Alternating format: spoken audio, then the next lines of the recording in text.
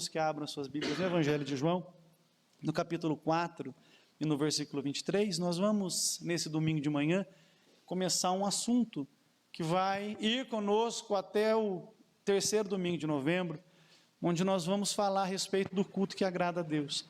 Desde que nós começamos a desenvolver os trabalhos da IPR, nós estamos num processo que nós chamamos internamente de reforma da nossa fé, que é uma atitude humilde da gente dar uma olhada na Escritura e verificar se todas as nossas práticas, as nossas confissões, os nossos procedimentos se enquadram ou não no que a Bíblia Sagrada ensina. Nós tivemos recente um trabalho envolvendo a área de louvor e adoração, muito enriquecedora, tivemos uma tarde aí especial, analisando biblicamente o que a Bíblia fala sobre o louvor e adoração no culto, foi muito bom, e a gente vai passar agora, esses 4 próximos domingos, contando esse, claro, estudando sobre os elementos que devem existir num culto que agrada a Deus, e eu tenho certeza que nós vamos ser desafiados aqui com o que nós vamos aprender e ao mesmo tempo encorajados a nos apresentarmos diante de Deus do modo que o agrada, do modo que o glorifica. João capítulo 4, versículo 23, todos os irmãos encontraram? A Escritura Sagrada diz assim: no entanto, está chegando a hora, e de fato já chegou, em que os verdadeiros adoradores adorarão o Pai em espírito e em verdade. São estes os adoradores que o Pai procura. Amém, meus irmãos? Irmãos, a gente vai, nessa oportunidade, falar a respeito do que Deus espera de nós nas nossas reuniões de adoração. Quando nós falamos culto, a gente tem que fazer uma importante distinção aqui. Nós temos o culto que nós fazemos em casa, o nosso culto devocional, aquele momento de quarto fechado, onde nós buscamos a face de Deus, e nessas 4 semanas eu não vou falar desse assunto. Nós também temos o culto que nós fazemos com a nossa família, o culto doméstico, em que a gente se reúne para orar, para ler a Bíblia, para exercitar ali dentro de casa os valores cristãos, mas eu também não vou falar desse assunto. Eu vou me concentrar na nossa reunião solene, o momento em que acontece a comunhão dos santos, em que os crentes se reúnem para buscar a Deus.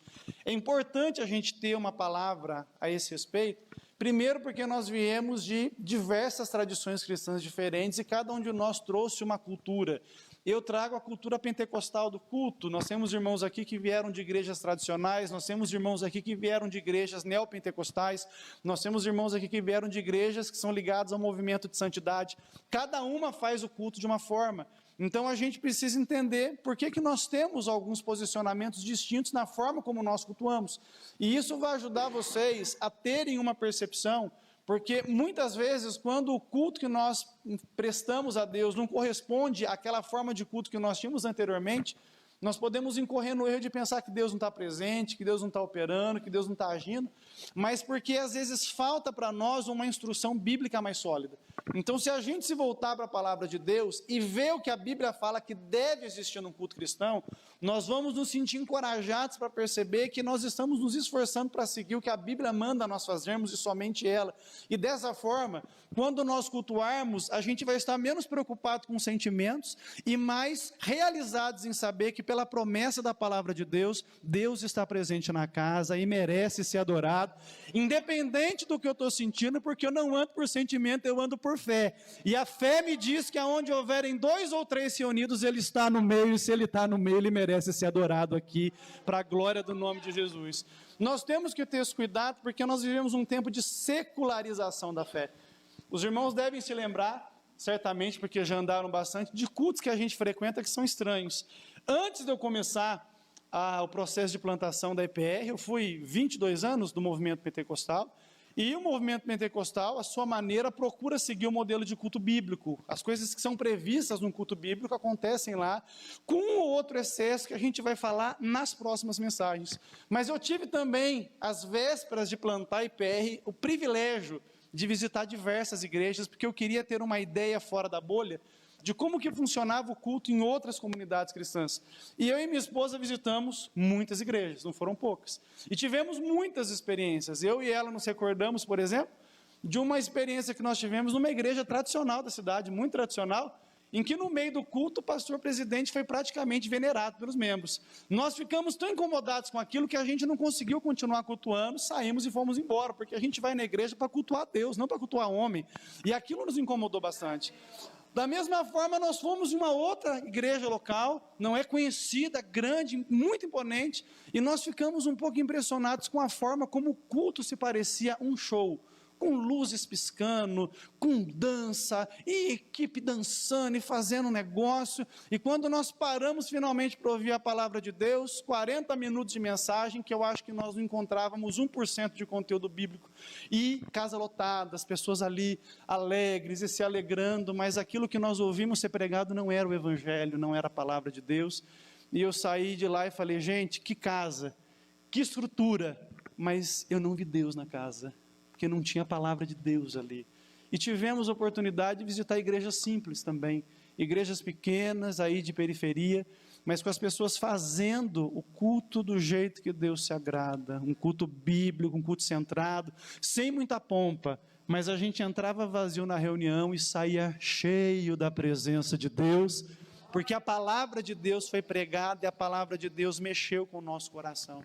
Então, temos essa reflexão, vai nos ajudar para que a gente não se confunda, porque a nossa mente, ela é muito imaginativa, e o coração do homem, segundo João Calvino, é uma fábrica de produzir ídolos, e às vezes a gente pensa que o culto tem que ser feito conforme a nossa imaginação, mas o culto bíblico, ele é divinamente ordenado na Bíblia, e a própria Bíblia ensina como ele deve ser feito. Esse é o assunto que nós vamos tratar com vocês. Abra sua Bíblia em Deuteronômio, capítulo 6 e o versículo 17. Nós não estamos inventando a roda, nós estamos apenas tirando a poeira da Bíblia, voltando a lê-la e percebendo que a Bíblia é muito clara quando ela nos instrui a vivermos a nossa fé segundo o que ela tem nos revelado. Deuteronômio capítulo 6 e o versículo 17, Deuteronômio é o 5º livro da sua Bíblia. Se você está sem Bíblia, você pode acompanhar no telão, mas se você está com Bíblia, abra ela, porque você não tem telão na sua casa e você tem que ler a Bíblia na sua casa. Todos os irmãos acharam?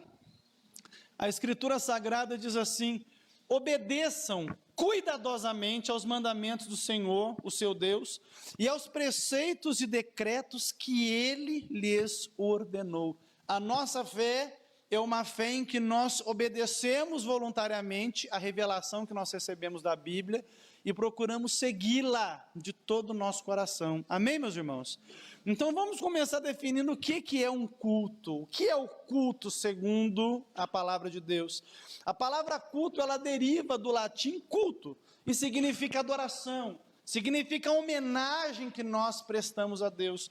Os reformadores, quando foram montar a sua liturgia, como um contraponto ao que era feito no catolicismo romano, eles definiram que o culto era a forma correta do homem honrar a Deus. O culto é um momento solene onde nós nos reunimos para, unindo as nossas fés como um, oferecermos a Deus a nossa adoração, a nossa gratidão a Ele. É a resposta natural daqueles que foram participantes do pacto da graça, de entregar a Deus uma resposta à morte e à ressurreição de Jesus na cruz. Por que eu venho aqui na casa de Deus? Porque eu fui lavado dos meus pecados pelo precioso sangue de Jesus Cristo. E eu preciso devolver de alguma forma a Deus a minha gratidão. Então eu venho aonde os cristãos se reúnem solenemente, e aqui eu digo para Ele que eu amo, aqui eu peço a Ele o perdão pelos meus pecados, aqui eu encorajo outros irmãos que têm a mesma fé que eu, aqui eu digo para Ele que não invoco outro nome, senão o seu nome santo e glorioso que nos foi revelado. É a minha forma de devolver a Deus a gratidão pelo bem que eu recebo dele sem merecer.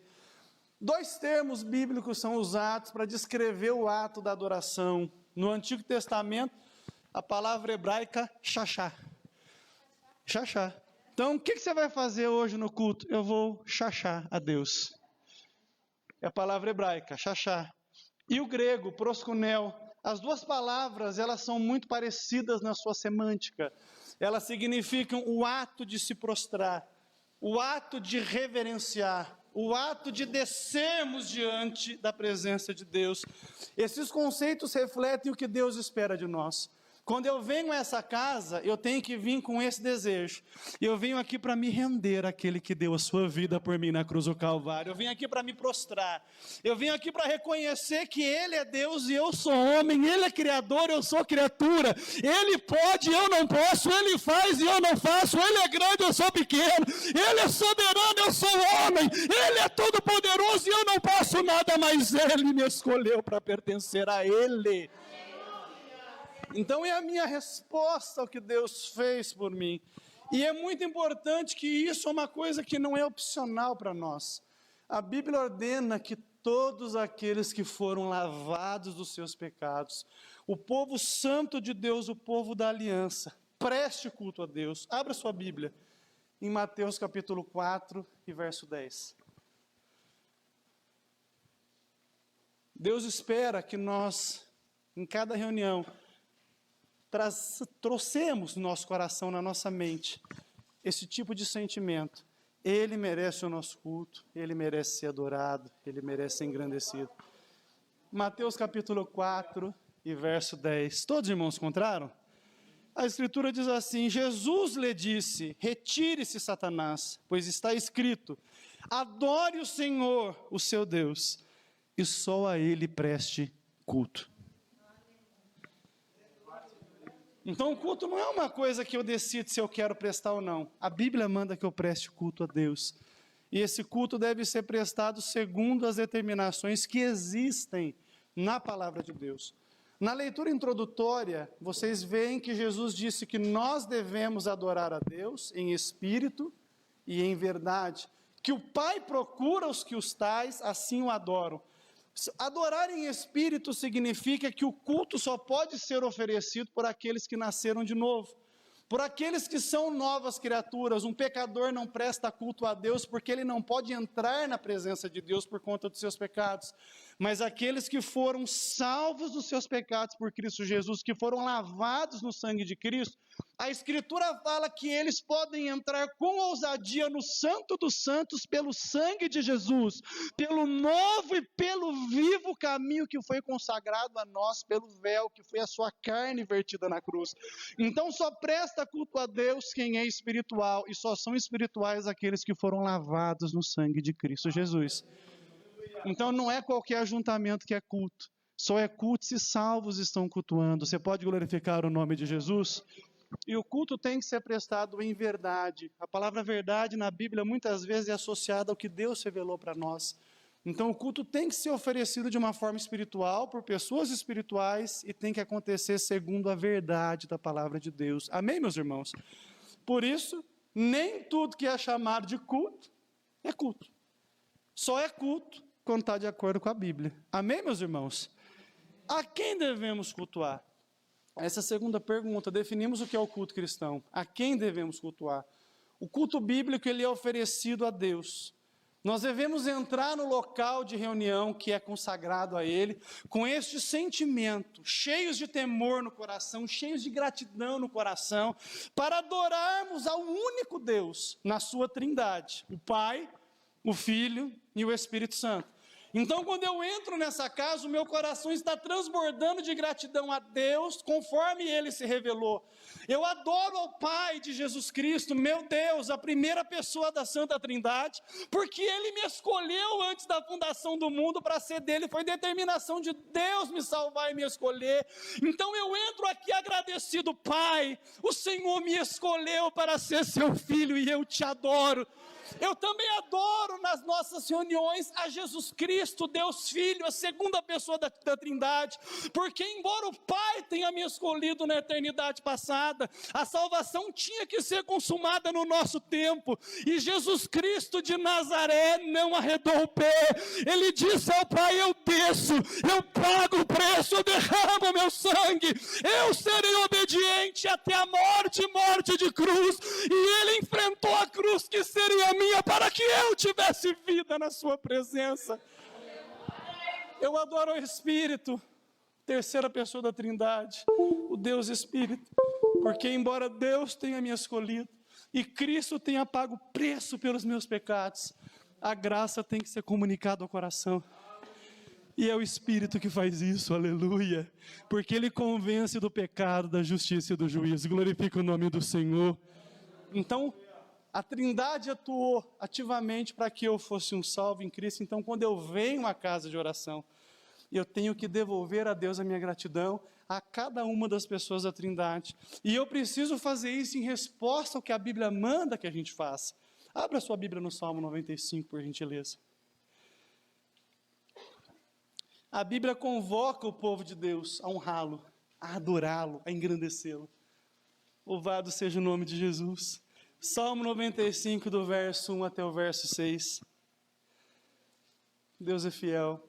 Todos chegaram? A Escritura diz assim: venham, cantemos ao Senhor com alegria, aclamemos a rocha da nossa salvação. Vamos à presença dEle com ações de graças, vamos aclamá-lo com cânticos de louvor, pois o Senhor é o grande Deus, o grande Rei, acima de todos os deuses. Nas suas mãos estão as profundezas da terra, os cumes dos montes lhe pertencem, dele também é o mar, pois ele o fez, as suas mãos formaram a terra seca. Venham, adoremos prostrados e ajoelhemos diante do nosso Senhor, o nosso Criador. Aleluia. Você veio com esse sentimento aqui, dá glória a Deus mais alto que você puder dar. Nós devemos adorar o Senhor. Por isso, a nossa motivação para estar no culto nunca deve ser quem vai pregar, né? Quem que vai pregar lá hoje? É o pastor Daniel. Ah, então não vou. Quem que vai pregar lá hoje? É o pastor Sérgio. Ah, então não vou. Quem que vai fazer o prelúdio hoje? É o Juninho. Ah, então não vou. Quem que vai fazer o prelúdio hoje? É a Ana. Então não vou.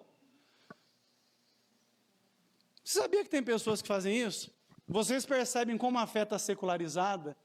Que quando as pessoas fazem um convite para a gente vir para a igreja, colocam na arte do convite quem vai cantar, quem vai pregar, mas dificilmente colocam que Jesus vai estar presente. Por isso que nas nossas comunicações a gente praticamente não aparece, né, Daniel? A gente evita isso. Porque as pessoas têm que vir aqui por causa de Jesus e não por causa da gente.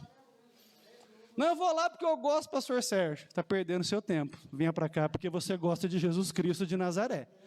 Não, eu vou lá porque eu gosto de ver a Ana cantando. Está perdendo seu tempo. Venha para cá porque você gosta de cantar com a Ana para aquele que merece ser adorado. Campanhas, irmãos, olha, esse mês aqui vai ter os 4 pregadores aqui. A gente não faz isso. Esse mês aqui o filho da irmã Maria vai estar em todos os cultos. Jesus vai estar com a gente. Deus abomina essas coisas, ofendem a Deus, porque Deus e o Cristo crucificado deixam de ser o atrativo para que o povo se reúna. Então na IPR nós não temos essas coisas, aqui você não vai ver essas coisas, aqui você vai ver um nome sendo erguido sempre, o nome de Jesus Cristo, nosso Senhor e Salvador. Então nós precisamos tomar cuidado, porque o nosso coração se envaidece com pessoas, com cantores, com ministros, mas a gente precisa passar dessa fase e se deixar engajar somente pelo nome de Jesus, pela causa que Cristo representa, a conversão e a redenção de toda a criação. Isso deve nos motivar. Para isso nós somos chamados, porque todas as vezes que nós personificamos um atrativo que não seja Deus, nós estamos incorrendo em pecado de idolatria. Abra sua Bíblia no Êxodo, capítulo 20. Versículo 3 e versículo 4. Pastor Daniel trouxe isso na quarta-feira, enquanto pregava. Foi um assunto discutido aqui. Se a morte de Cristo na cruz não é um atrativo suficiente para o adorarmos, a nossa fé não tem valor nenhum. Ou Cristo é suficiente, ou nós não somos suficientemente cristãos. Amém, meus irmãos? Êxodo capítulo 20, verso 3 e verso 4. Todos os irmãos encontraram? A Escritura Sagrada diz assim: não terás outros deuses diante de mim, não farás para ti imagem de escultura, nem alguma semelhança do que há em cima nos céus, nem embaixo na terra, nem nas águas debaixo da terra. Nós não representamos a Deus em pessoas, em cantores, em imagens, nós adoramos o Deus invisível, que de uma forma gloriosa e misteriosa trabalha na nossa vida e no nosso coração. Ele tem trabalhado na sua vida, dá um glória a Deus bem alto aí, em nome de Jesus Cristo. Quando devemos cultuar? Essa é uma pergunta muito importante. Nesse tempo de culto online, né? As pessoas perderam um pouco a noção da importância que é a comunhão dos santos. E a gente tem que ter um cuidado, porque embora a tecnologia tenha propósitos muito bons no sentido de nos apoiar, por exemplo, tem irmãos que estão acompanhando o culto online hoje porque estão doentes, porque estão em dificuldade, alguns mandaram mensagem: pastor, estamos aqui com um sintoma meio diferente, a gente está preocupado, fica em casa, acompanha online, já manda a saudação para vocês, estão aí acompanhando. Então essa é uma situação. Mas se você tem condição, tem saúde, pode se deslocar, você não pode se ausentar do culto. Uma das coisas que esse tempo de tecnologia fez com que a gente criasse esse sentimento é que a gente pode adorar só quando a gente quiser. Então, se eu estou bem, se está tudo bem comigo, se eu estou felizão, eu vou para a igreja. Agora, se o cachorro me mordeu, eu fiquei bicudo e eu não vou cultuar. Eu saí para fora, eu vi uma nuvem lá no horizonte do tamanho da mão de homem. Vai chover, vou ficar em casa. Não, porque Deus quer obediência, Deus não quer sacrifício. Está na Bíblia. Nessa hora, para pecar, a gente vira até teólogo. Não é? Está na Bíblia? Está não. Está não. Tá, cuidado. Não confunda alhos com bugalhos. Eu estava voltando das férias, falei para minha esposa, pegando ali a Dutra e vendo os romeiros indo lá para Aparecida. Irmãos, um toró, raio para todo lado. Irmão, você não viu um palmo na tua frente na pista, e os nossos irmãos católicos lá, tomando chuva, com a lanterninha, com uma bengalinha, sei lá para que eles usam aquilo, né? Parece ceguinho, pum, pum, pum, pum, para ir lá venerar uma imagem. E eu penso que um tempo como esse segura membros da IPR em casa. E eu falei para minha esposa, às vezes eu tenho vergonha da forma como nós nos apresentamos diante de Deus. Tudo é impedimento para a gente. Ah, pastor, mas você não sabe o que eu passo, mas eu sei o que Jesus passou na cruz para a gente poder estar aqui. Então, nenhuma desculpa pode ser dada, nenhuma. Irmão, pastor, me deu uma dorzinha de cabeça, vem com dor de cabeça, que aqui tem autoridade para a gente orar e você ser curado. Coisa que o Netflix que você fica vendo na sua casa não cura você. Não, mas pastor, mas não fala aí. Não, pastor, eu tenho que lavar roupa. Lava durante a semana. Domingo não é dia de lavar roupa, é dia de adorar a Deus. Não, pastor, o senhor está sendo pesado. Vou continuar sendo e vão ter que engolir nessa manhã. Tem glória a Deus nessa hora ou não tem? Se você decidir fazer religião do seu jeito, Deus vai deixar você entregue às suas próprias vontades e aos seus próprios prazeres. Não funciona assim. A Bíblia nos convoca a adorarmos ao Senhor regularmente. Não é concebível esse conceito de que eu só adoro quando eu quero, eu só adoro quando eu posso, eu só me reúno quando dá. Deve haver em nós um esforço sincero de participarmos de cada convocação que a nossa igreja local faz. Abra sua Bíblia em Hebreus capítulo 10 e versículo 25. Se você for conduzir sua vida desse modo, tenha pelo menos o cuidado de cortar esse versículo da sua Bíblia, para você não ter que ser lembrado dele. Hebreus capítulo 10 e versículo 25. Você conhece a história do irmão que começou a tirar da Bíblia os versículos que ele não concordava? Ele foi cortando, não, esse aqui eu não concordo, tirou. Esse aqui não, esse aqui é para o tempo dos apóstolos, riscou. Aí ele começou a andar com um livrinho que só tinha capa, não tinha uma folha interna. Porque ele chegou à conclusão que não dava. Irmãos, ou a Bíblia é a palavra de Deus, ou não é. Todos acharam Hebreus capítulo 10, versículo 25? A Bíblia está dizendo assim, ó, venham se reunir quando igreja só quando dá. Só quando a roupa estiver lavada, o almoço pronto, a cabeça boa, todos com saúde, com muito dinheiro no bolso. É isso que está escrito? Não deixemos de reunirmos como igreja, segundo o costume de alguns, mas encorajemo-nos uns aos outros, ainda mais quando vocês veem que se aproxima o dia. Irmãos, em casa é assim, parente me liga, posso ir na sua casa domingo? Eu falo, depois do almoço. Mas eu não, primeiro eu tenho que ver a pessoa mais importante, que é meu Deus. Depois eu tenho tempo para vocês. Se Deus não é prioridade, nada mais é. Amém, meus irmãos? Não, mas eu vou faltar no culto, pastor, porque eu trabalhei muito essa semana. Eu também trabalhei bastante. Bastantão. Mas eu venho. E venho de longe, com 2 crianças. Só Deus sabe, né, amor? Como é que é das 6:30 da manhã, às 7:50, para preparar tudo para vir. Ainda chega atrasado, irmão, porque é furacão e temporal. Mas chega. Então a questão não é que não está dando para vir, é que não queremos vir. Amém? Porque se nós nos esforçarmos, a gente consegue. Você falta no trabalho porque você está cansado? Pergunta para quem está do seu lado aí, você falta no trabalho porque você está cansado? Você falta. Você marcou uma viagem de férias, você deixa de ir na viagem de férias? Não deixa. Mas por que você deixa de vir na casa de Deus? Porque Deus não é importante para você. Amém? E além disso, ainda tem um agravante bíblico. Agradeça a Deus pela Bíblia. A Bíblia fala que os crentes têm um dia oficial de adorar a Deus. O domingo é chamado na Bíblia de dia do Senhor, porque este foi o dia em que Cristo ressuscitou dentre os mortos. A forma como a igreja primitiva encontrou de distinguir o movimento cristão do judaísmo foi instituir o dia da ressurreição de Cristo como seu dia oficial de culto. Abra sua Bíblia em Atos capítulo 20, verso 7. Isso aconteceu ainda nos primeiros anos da igreja. E os cristãos passaram a ter o domingo como seu dia de adoração a Deus. E é um dia biblicamente especial, porque foi o dia em que Cristo ressuscitou, foi o dia em que o Jesus ressuscitado apareceu aos seus discípulos, foi o dia em que o Espírito Santo foi derramado sobre a igreja, foi o dia em que João recebeu a revelação do livro do Apocalipse. O domingo se tornou um símbolo da nossa fé. Louvado seja o nome do Senhor. Abra sua Bíblia aí, em Atos capítulo 20, versículo 7. Todos acharam? Olha que interessante. E no primeiro dia da semana, qual que é o primeiro dia, irmãos? É domingo, não é segunda não, viu? É domingo. Ajuntando-se os discípulos para partir o pão, Paulo, que havia de partir no dia seguinte, falava com eles.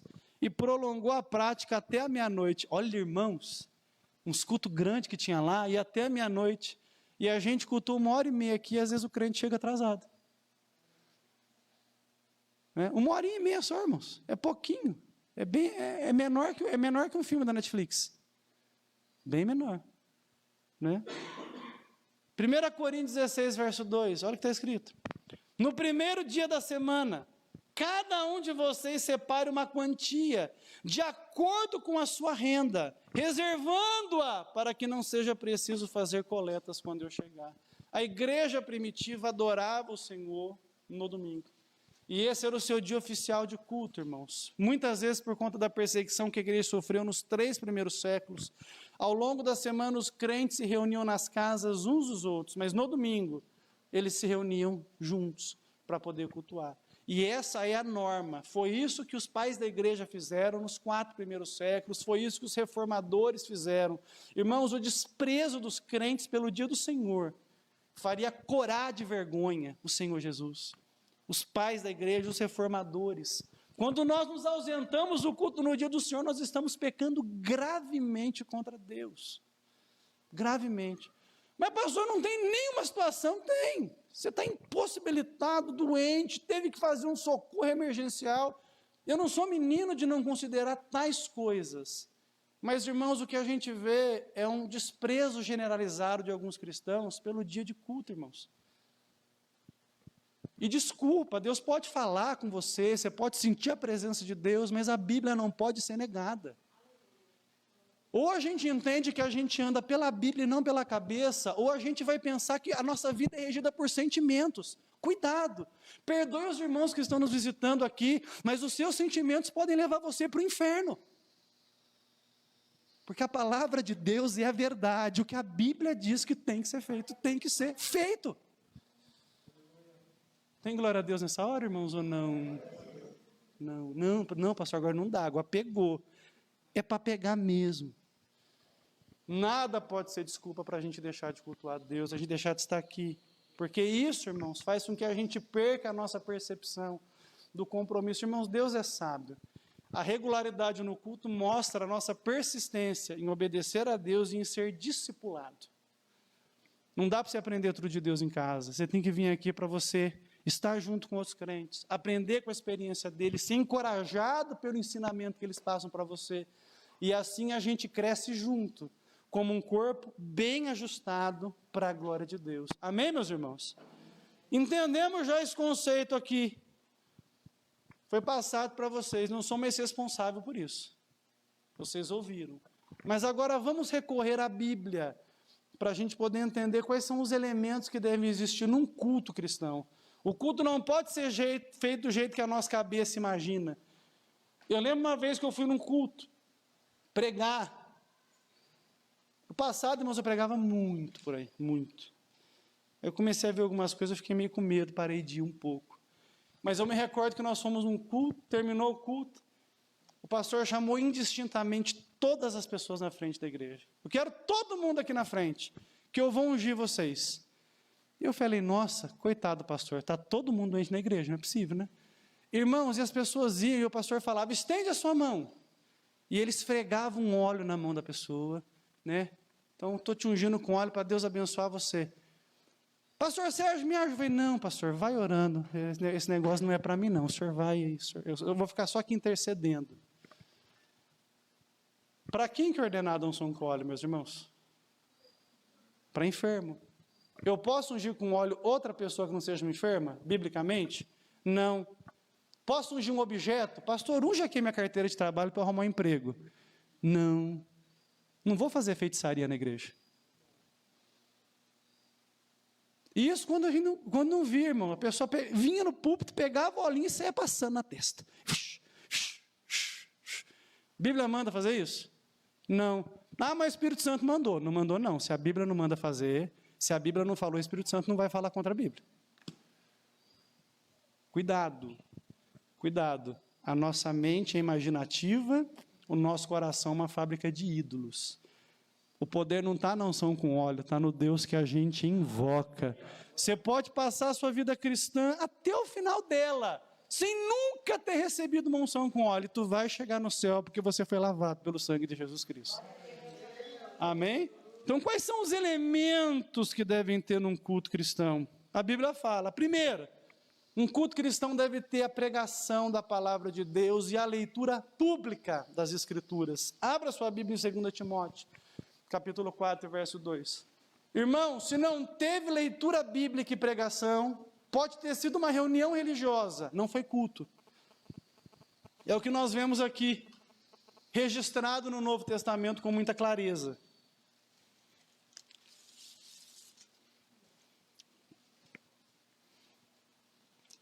Segunda Timóteo, capítulo 4, verso 2. Todos os irmãos encontraram? Olha o que Paulo orienta Timóteo a fazer nos cultos em que ele não está presente. Prega a palavra. Esteja preparado a tempo e fora de tempo. Repreenda, corrija, exorte com toda a paciência e com toda a doutrina. Então, o culto cristão, ele tem que ter pregação da palavra de Deus. Irmãos, e a pregação da palavra de Deus não é coaching. Tem que ser pregado Bíblia. Tem que ser ensinado Bíblia. Eu não preciso vir na igreja para ver coaching. Para ver coaching, eu vou lá no YouTube, coloco lá o meu favorito lá e eu assisto. Eu venho aqui para ouvir a palavra de Deus e acerca do Deus que eu invoco e que eu adoro. 1 Timóteo capítulo 4, verso 13. Além da Bíblia ser pregada, é importante que ela seja lida publicamente. Então, os pregadores que fazem uso desse púlpito, leiam a Bíblia. Consolidem o que vocês estão dizendo com o que está escrito, pelo amor de Deus. A sua mente é imaginativa, nunca esqueça dessa frase. E às vezes a gente pode ter uns devaneiozinhos e pensar que é Deus. Não é. Está na Bíblia. Essa afirmação se sustenta biblicamente, então eu vou falar essa afirmação, eu vou provar ela biblicamente. 1 Timóteo 4,13. Mais uma orientação de Paulo a Timóteo. Até a minha chegada, dedique-se à leitura pública da Escritura, à exortação e ao ensino. Amém, meus irmãos? Então, quando a Bíblia é pregada, a gente tem que ficar sentadinho, ouvindo. Posso falar, irmãos? A hora que a Bíblia é pregada, não é para ficar andando para lá e para cá, não.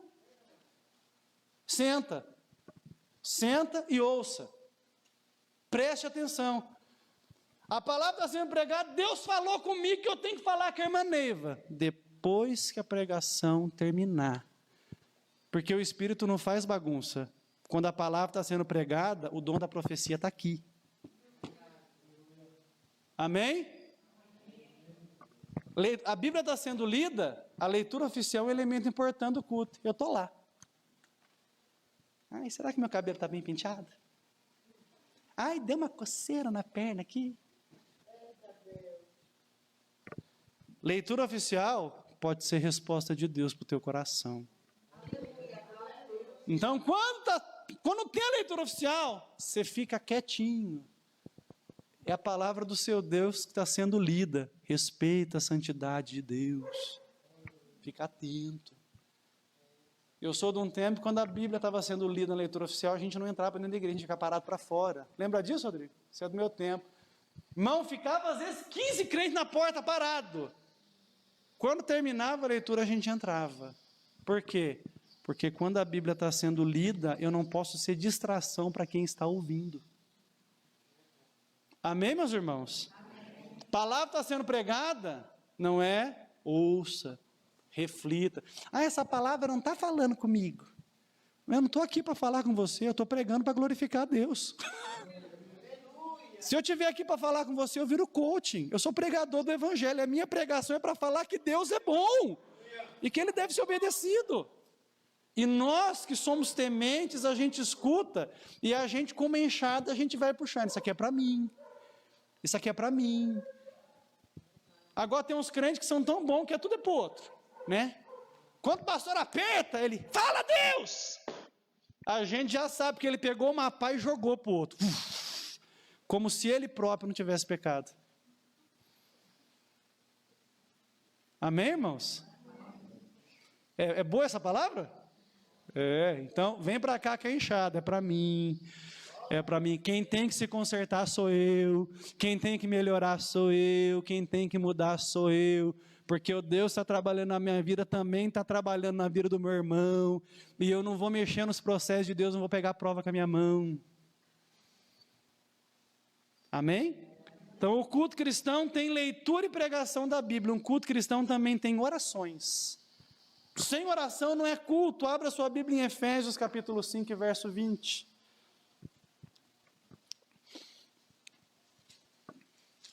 Falando da reunião solene da igreja, Paulo recomenda que se ore nas reuniões, que se dê ação de graças a Deus.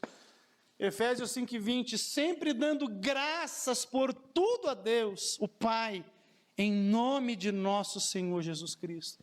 Então eu entro aqui nessa casa e eu adoro a Deus. Senhor, eu te dou graça pela minha salvação. Eu te dou graça pelo perdão dos pecados. Eu te dou graça, Pai, porque o Senhor preservou a minha casa, a minha família num tempo de pandemia. Eu te dou graça, Pai, porque a pandemia não fechou a minha igreja. Eu te dou graça porque o Senhor tem me sustentado. Eu te dou graça porque não faltou o meu cafezinho da manhã. A gente entra aqui transbordando de gratidão. Aleluia. Oh, aleluia, porque Deus não deve nada para a gente, mas nós devemos tudo a Ele. 1 Timóteo capítulo 2, verso 8, essa oração não pode ser uma oração sem espontaneidade. Deus não quer reza, Deus quer diálogo com Ele, um diálogo vivo e espontâneo. 1 Timóteo capítulo 2, versículo 8, abra sua Bíblia se você puder. A Escritura Sagrada diz assim: eu quero, pois, que os homens orem em todo lugar, levantando mãos santas, sem ira e nem contenda. Esse é o momento do culto de adoração, de entrega. Então, irmão, quando a gente vê aqui orando, ore. Foi lido os pedidos de oração, ore por cada nome que foi mencionado. Quando você chegar nessa casa, dobre o seu joelho para orar. Não, pastor, mas isso é costume, não é doutrina, mas é um costume lindo. Porque é uma forma de eu dizer para Deus que eu respeito a santidade dEle. Aleluia. Aleluia. Ele está na casa, irmãos. Eu sinto Ele aqui. Eu respeito a santidade dEle. É o momento em que eu vou falar para Deus, irmãos, dobre seu joelho e fala: Senhor, a primeira coisa que eu te peço é perdão pelos meus pecados. Eu sei que eu não sou tão bom quanto eu deveria, mas eu sei que o Senhor está satisfeito que eu estou crescendo para a glória do nome de Jesus. É o momento em que eu vou orar a Deus, Senhor, eu preciso que o meu coração esteja pronto para adoração. A gente é aqui pilhado, irmãos. Trabalho, ministério na igreja, luta, dor de cabeça, TPM. Todas essas coisas atrapalham a devoção. Mas se eu chego aqui, eu falo, Senhor, eu estou pilhado, mas eu deixo isso aos teus pés. Eu não vou me ocupar com isso, porque por 1h30 eu vou prestar ao Senhor a minha adoração e a minha gratidão. O Espírito Santo faz com que a luz dele ilumine o nosso coração, e de repente a presença dele faz com que nada mais nos distraia, porque agora nós só contemplamos a sua glória, viva e atuante na casa, pronta para ministrar ao nosso coração, e para nos colocar de pé na presença dele.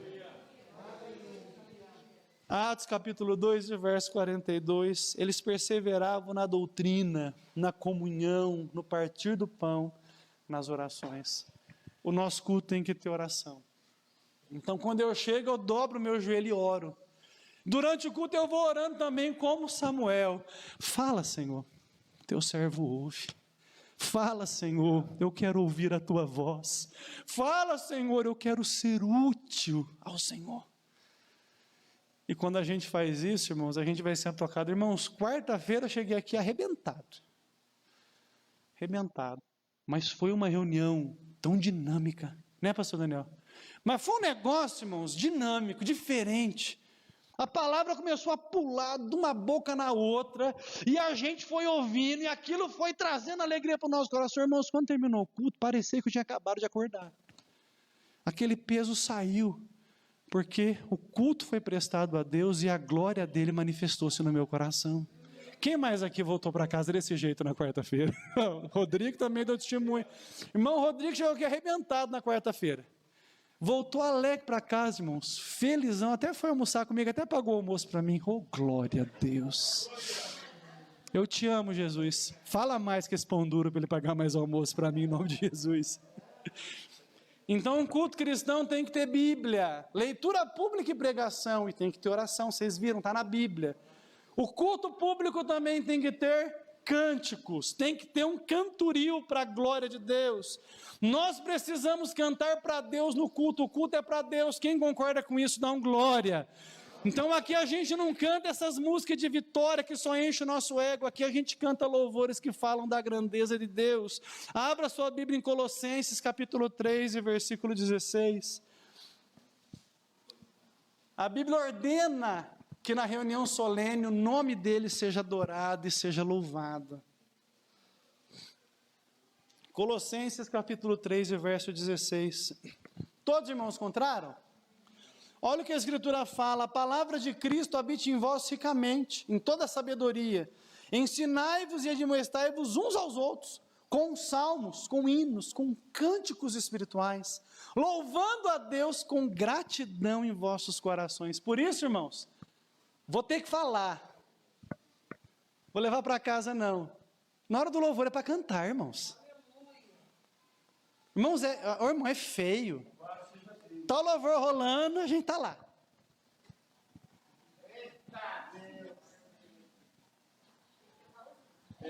É o Raulzinho, mas o Raulzinho pelo menos vai com violãozinho, né? O crente cruza o braço, fica olhando para os anjos voando na igreja, não abre a boca para louvar a Deus.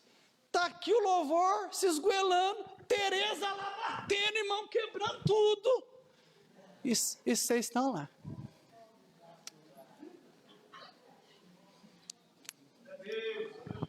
Que feio, irmãos. Que feio. As pessoas que nos visitam têm que ver uma adoração radiante. Irmãos, a gente está celebrando quem nos livrou das chamas do inferno. Eu vou ficar indiferente? Não, irmão, eu vou cantar.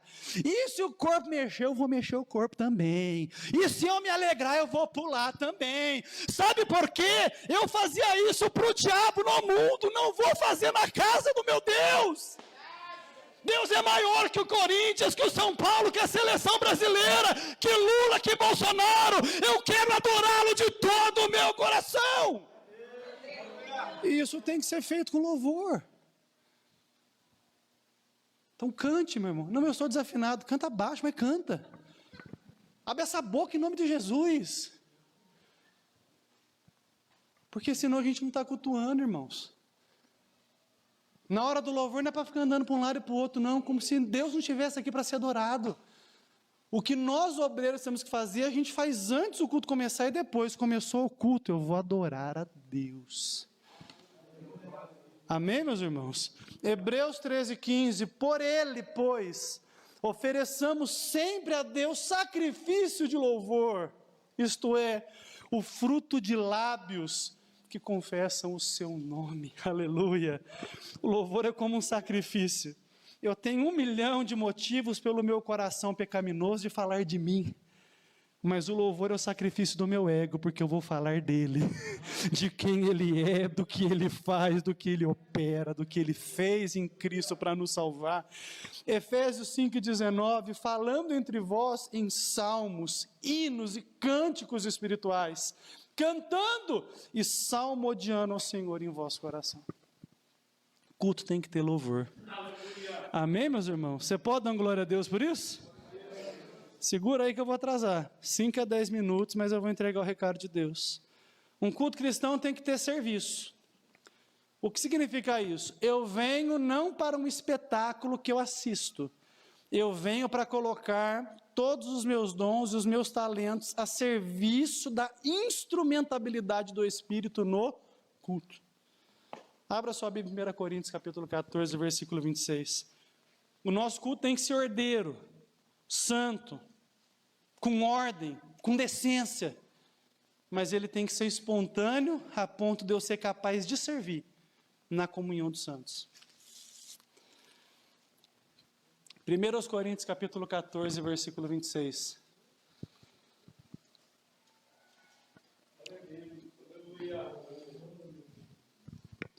Todos os irmãos encontraram? O que fazer, pois, irmãos, quando vocês congregam, é o culto, cada um de vós tem salmo, doutrina, revelação, língua, interpretação, faça-se tudo para edificação. Então, quando eu me reúno para adorar a Deus, toda a cartela de dons espirituais está aqui, porque o Espírito está conosco. Então, se eu tenho um hino para cantar, eu vou cantar esse hino. Se Deus deu doutrina para ser ensinada, a doutrina vai ser passada. Se houve revelação, que aqui não é o Kodak, né? Ô Emerson, Deus está me revelando que você está com uma máscara branca na cara. Não, essa revelação aqui é o esclarecimento da Escritura. Está escrito isso e Deus quer que a gente faça isso em resposta a isso. É isso aqui. Um tem língua. É aquele momento em que nós nos comunicamos nos idiomas celestiais. Essa língua são as línguas espirituais, que podem trazer mensagem para a igreja ou não. Se trazem mensagem para a igreja, tem que ter interpretação.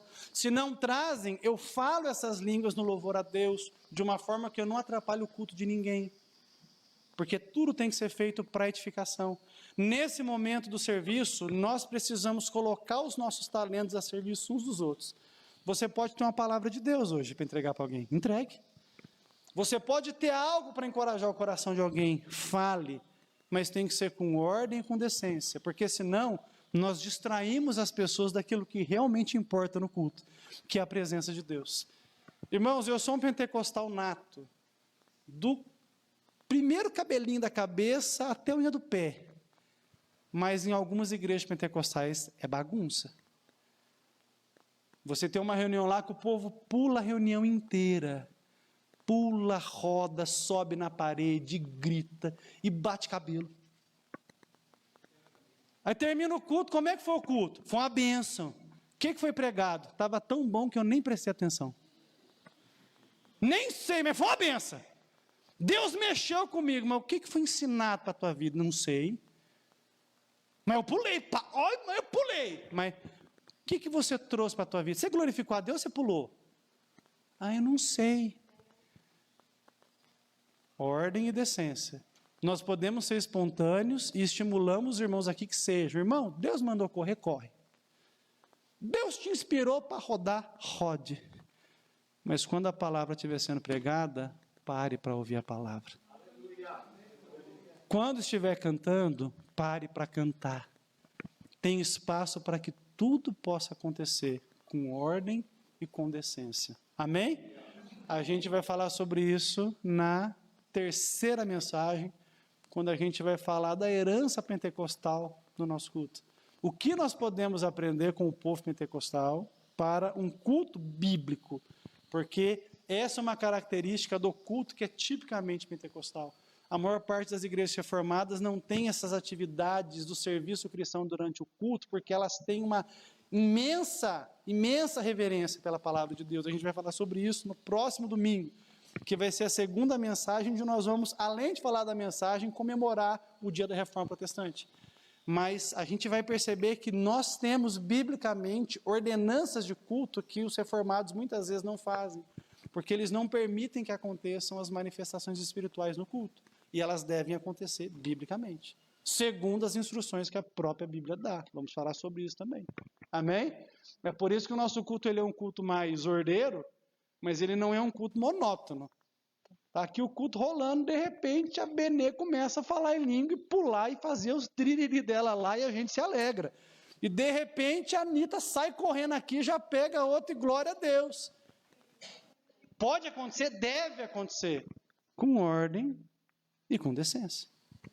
Essas coisas não podem atrapalhar o andamento do culto. Elas devem contribuir para que o culto seja ainda mais rico, ainda mais bonito para a glória de Deus. Amém, meus irmãos?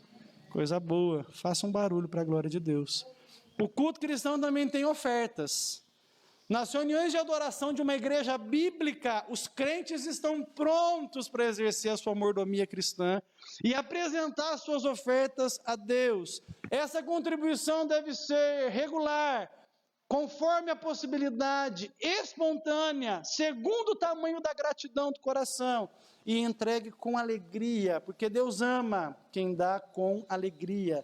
Abra sua Bíblia em Deuteronômio, capítulo 16 e verso 17.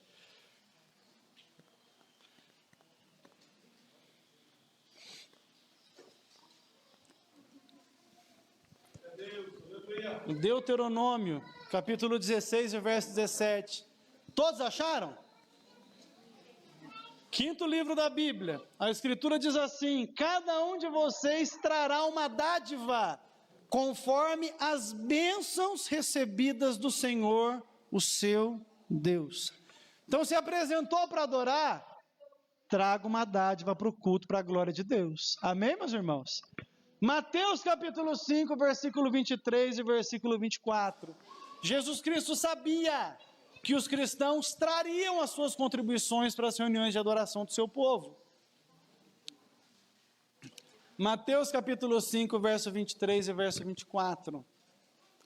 Portanto, se trouxeres a tua oferta ao altar, e aí te lembrares que teu irmão tem alguma coisa contra ti, deixa ali diante do altar a tua oferta, e vai reconciliar-te primeiro com o teu irmão, e depois vem e apresenta a tua oferta. Então a prática de se trazer contribuições a Deus, ela é regular em um culto cristão, e ela nunca pode ser um contraponto à nossa relação uns com os outros. A gente oferta bem, porque a gente está bem com o nosso irmão. Amém, meus irmãos? Por fim, segundo aos Coríntios capítulo 9, verso 7, abra sua Bíblia. Cada um contribua segundo propôs no seu coração, não com tristeza, nem por constrangimento, porque Deus ama ao que dá com alegria. Aleluia. Quantos irmãos aqui têm sido cuidados por Deus de uma forma extraordinária? Dão glória a Deus aí bem alto. Deus tem mantido você com emprego, com saúde, tem segurado na sua mão, tem te ajudado. Como que você demonstra a sua mordomia a Ele diante de todo esse cuidado? Através de ofertas regulares na casa dele. Ah, pastor, mas eu não oferto porque eu não sei o que é feito com o meu dinheiro. Aqui você sabe, tem relatório. Prestamos contas para você, aqui você sabe tudo. Cada centavinho você sabe, pode trazer. Aqui a gente cuida bem do dinheiro de Deus, não é nosso, é dele. Aleluia. Pode trazer em nome de Jesus. Mas pastor, eu não consigo dar o meu dízimo. Mas você não tem que fazer isso com constrangimento. Mas será que não consegue dar R$1 por mês? 5? 10? Dá. Você está comendo cachorro quente ainda. Né? Então sacrifica um cachorro quente no mês. E ajuda a obra de Deus. Essa igreja cuida de você, ora por você. Quando você precisa, nós socorremos vocês. Esse é o nosso jeito de ser igreja. Então, por que não participar desse movimento que envolve fé, envolve solidariedade? É assim que funciona. Nós devemos fazer isso. É uma forma da gente vencer Mamon. É uma forma da gente falar que Deus não é o nosso dinheiro. Não é o nosso dinheiro, ele é um servo nosso para honrarmos o nosso Deus, o nosso Criador. E de preferência, para você aprender a valorizar isso, faça disso uma primícia. Primeira renda você separa. Porque se você for deixar para fazer no final do mês, irmão, vai acabar o gás, não é? Você vai querer trocar de sapato, e aí você vai falar, Deus, esse mês não vai dar de novo. Aprenda a honrar a Deus com as suas primícias. A Bíblia fala, honra a Deus com as primícias da tua fazenda e com a tua renda. A gente separa a primeira parte para Deus. Amém, meus irmãos? É assim que funciona. Então, nós temos que fazer isso. Por fim, nós precisamos trabalhar para que o nosso culto não tenha distrações. O que são distrações? É tudo aquilo que não é divinamente ordenado e que a gente tenta trazer para o culto. Irmãos, Deus, ele é rico. E ele tem dado para a gente talentos extraordinários. Então, Deus tem dado para a gente talentos que envolvem cultura, envolve tudo que vocês podem imaginar. Cultura, artes, dança, tudo isso. Mas essas coisas têm espaço num culto bíblico? Não, não tem. Por isso que vocês sabem internamente que nós fazemos uma distinção de culto e de evento. O nosso culto regular é esse aqui, onde nós nos reunimos com tudo isso. Vocês veem tudo isso aqui na IPR? Quem vê, dá um glória a Deus aí em nome de Jesus. Nós fazemos. Então esse é o nosso culto regular, sempre esse culto simples. Arrozinho com feijão, irmãos, porque é o que alimenta a gente, é o que mantém a gente nutrido. Mas pontualmente nós promovemos eventos também. Nestes eventos, que não são os cultos oficiais da igreja, outros elementos podem aparecer.